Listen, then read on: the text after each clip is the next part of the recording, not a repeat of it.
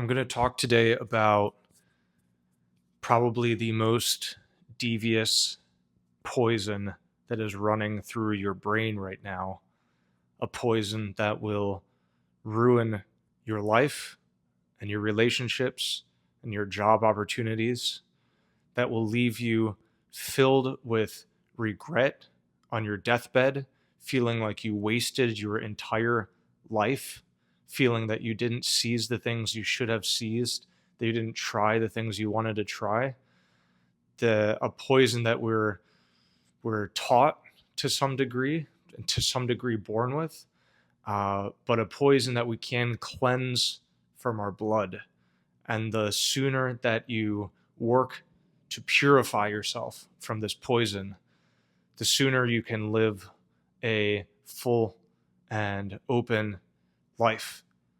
Not a life that's easy necessarily. In fact, maybe a life that's much harder in some ways, but a life you can be proud of, a life you won't regret, a life with more opportunities, more riches, better relationships. And that poison, of course, if you read the title of this video, is fear, and specifically fear of rejection. So it's something that we all fear, something that we all feel to some degree, and to some degree it's very natural, but it's something that we need to push through, something that we need to face courageously and get through towards what we want. They say that what you want, what you desire in life is on the other side of the fear of rejection that you feel when you want to talk to someone. Maybe it's someone, just a teacher or something, someone you shouldn't be afraid about particularly. Or maybe it's a hard conversation you want to have with your parent. You know, maybe you stopped following their religion and you want to say, hey, I'm 15, I've got new ideas, I'm not religious anymore. Scary, scary, terrifying conversation. Or the classic example, which I'll probably use plenty of times as an example because it is the classic example, but talking to a cute girl. It's someone that terrifies every man, or I should say, everyone who likes cute girls. Talking to your crush. That is the classic example of the fear that you must push through to find something on the other side. And the reason you've got to do it, again, is because it is so, so painful to just live in constant regret. I talk about being on your deathbed and thinking about your whole life behind you and all of the things that you didn't go after and you didn't try and that you just let fear block you from doing. But it doesn't have to be on your deathbed. You probably have regretted plenty of things. You've probably left situations where you didn't talk to someone, where you didn't have some conversation, where you didn't try something, and you just feel bad about yourself. You just feel regret.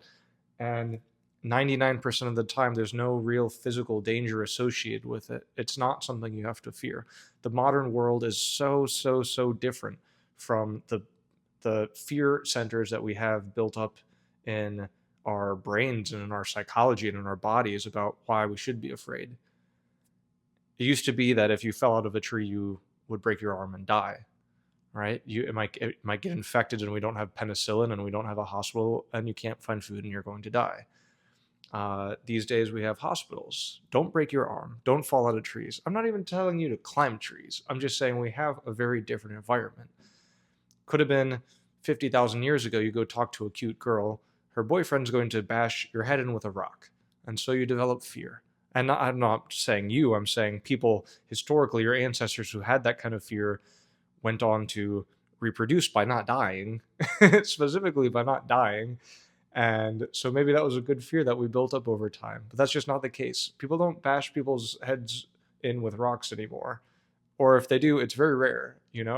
So if you're polite and you're kind, and you're a little bit smart, you can pretty much talk to anyone you want and it's totally fine. But it doesn't feel that way. It feels like people are scary monsters because we've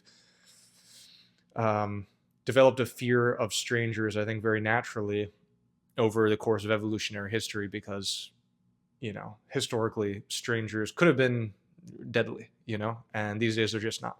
So a lot of this fear that you have, especially in social situations, is worth pushing through so that you can feel good about things, so you can find more opportunities, and so that you don't have to live a life of regret. And if you're able to push through fear once in a while and do something you don't want to do, especially if you're able to do this consistently, you're able to do this every day. For example, start conversations, start scary conversations, push it a little bit further every day. You'll start to be comfortable with that feeling of, I'm afraid, I push through it. I'm afraid, I push through it. I'm afraid. You feel the fear. The fear is there. The fear in some ways never really goes away. People talk about stage fright and public speaking and the nerves you get before a performance. And for people who have been doing it forever, I've been teaching, for example, forever, for like 15 years. I've been in education anyway. And before I teach a class, I always feel nervous. I always feel nerves. Like that thing is always there. It's not like it goes away, but you learn to use it as a signal. You feel your breath quicken and your stomach tighten up, and maybe your thoughts contract a little bit, and you go do it. The thing that you want to do, you're afraid to do, you do it, and you don't want to do it, and you do it. And over time, you get used to it, and you learn to develop confidence in yourself, and you don't let it hold you back. In fact, you can really channel it in a way that's positive towards taking more action rather than less action. Those same feelings you feel, you can think of as excitement, because in some ways they are excitement, right? It's a lot of the same physical sensations that you can frame in a positive way. I'm excited to go speak. I'm excited to talk to this girl. I'm excited to get this conversation out of the way, to move past this period of my life, instead of I'm nervous or I'm afraid. That's just a little trick you can use. It's not always the case. Sometimes it just sucks and you just do it anyway. And again, the more you do that, the more you get used to it. A really wonderful frame to take, because many of the things we're afraid of entail rejection, and that is in fact what we're afraid of. We're afraid of the actual rejection of, maybe he won't want to be my friend, maybe she won't want to go on a date with me, maybe I won't get this job, maybe I'll try this backflip into the pool and fail, maybe I'll embarrass myself in front of people. All of these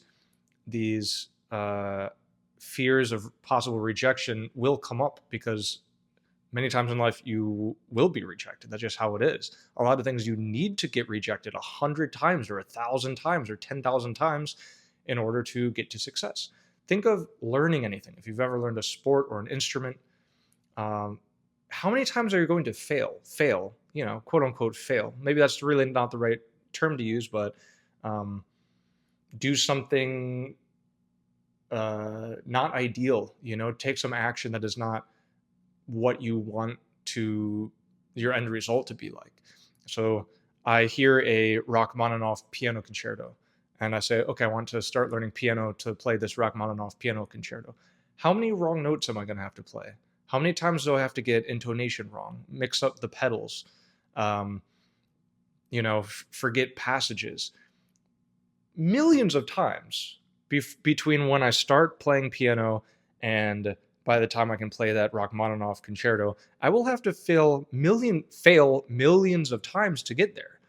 And so each time I make a mistake, I start to embrace it. I start to collect it. You're just collecting as many failures as you possibly can, because that is the price that you pay to get to the success. Rachmaninoff piano concerto is 1 million failures away, so let's start failing. And every time you fail, this is a sign that you are learning, you are getting better, you are on the path. And so you can start to collect these and embrace them and feel great about them. A few years ago, got into tech, and it's been the last few years a famously competitive and difficult job market. And so you'll have to send out, especially as a new developer, thousands of resumes, thousands of job applications before you get a job. That's the minimum you're going to have to do. And so I put in my Gmail folder, of rejection letters. I just called it like denied. And every time I got a rejection letter from a company, I would just add it to my denied folder. 1, 2, 3, 20, 50, 100 denial emails. And each time I got one, I would be excited. Thank you for applying. I'm sorry. We don't want you. I would get excited. Yeah, I got another one. I got another one. I got another one. And that is the approach that gives you the motivation and the fuel to keep pushing, to pay that price, to continue paying that price of job applications, of pushing through the fear to get to what you want, which is a job, which is a customer, which is a new friend, which is some kind of a skill. Yeah, that is my big example. I thought that was pretty good. I really love that frame. And this applies to everything. Again, look at this YouTube channel, right? As you're watching it, and this will probably be the case for months and months and months, and maybe even years, and maybe that's okay. I have way more videos than I have subscribers, right? It's not like I have, 50 videos and 50 subscribers. I've got like 100 videos and like 40 subscribers, because a lot of the videos, they don't get any watches, they don't get any views, or they'll have 7 views or 9 views. And those are not things that I can let get in my way. In fact, they're things I've got to be excited about. I mean, first, 9 people watched my video. Like, how cool is that? Like, 9 people clicked on my video and watched at least some of it. Like, I'm so thankful for that. And I have 40 subscribers. Like, that is so many subscribers. That's 40. I don't know how much. I think it's actually less, like maybe 29, but 29 subscribers. Like, I'm so happy about having those people who would like click the subscribe button for my channel. Like, I've got to let that feel incredible, because it is. I'm just not brainwashing. This is just like a healthy attitude on it. I'm not looking at the end result. I'm looking at the process. And this is going to be 0 views, 2 views, 7 views for months and months and months. If I do think of this as rejections, these are good rejections. These are things that I'm learning and developing, making better videos, making better thumbnails, and collecting all of these failures along the way to get to a success in the end. This is how you've got to think about things. And so rejection in this case can really be good. If you are terrified, you have huge social fear, what you've got to do is take these things in baby steps and make every small win a win, a true win to celebrate. So again, pretend you go to like a networking event with business people. If your goal is to win $1 million deal, like $1 million client, you're almost certainly going to fail.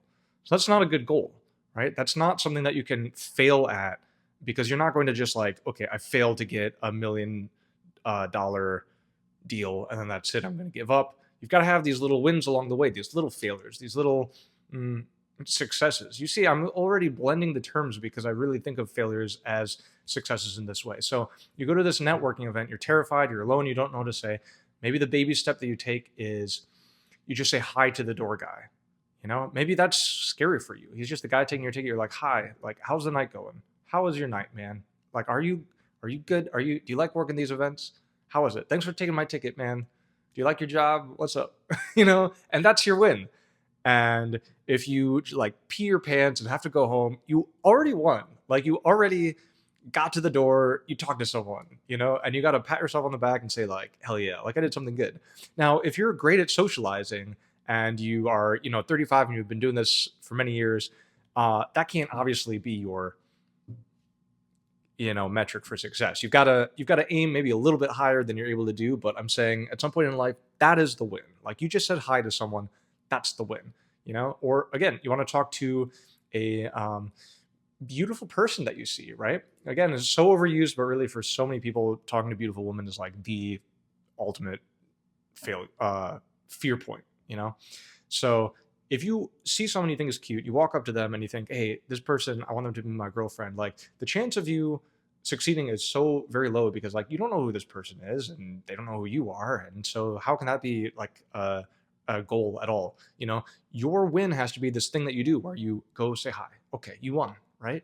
Or she's like, get lost, or I got a boyfriend, or like, sorry, like, you're not my type, or whatever. Women, people in general, are almost always like super, super, super nice. in almost every context. So that's at least what I've found, in life. And so you're not really going to hear these things, but you get something you might consider like a rejection. You can't think of it that way. Like, you said hi, you won. You did it. Like, you did the thing you're supposed to do. Like, you went to say hi, you won. It doesn't really matter what the result is, maybe it's a great conversation, maybe it's a new friend, maybe it's anything else, but it doesn't, none of those results even matter. It's just, you went up, you said hi, you did what you're supposed to do, you won. Like, you did it.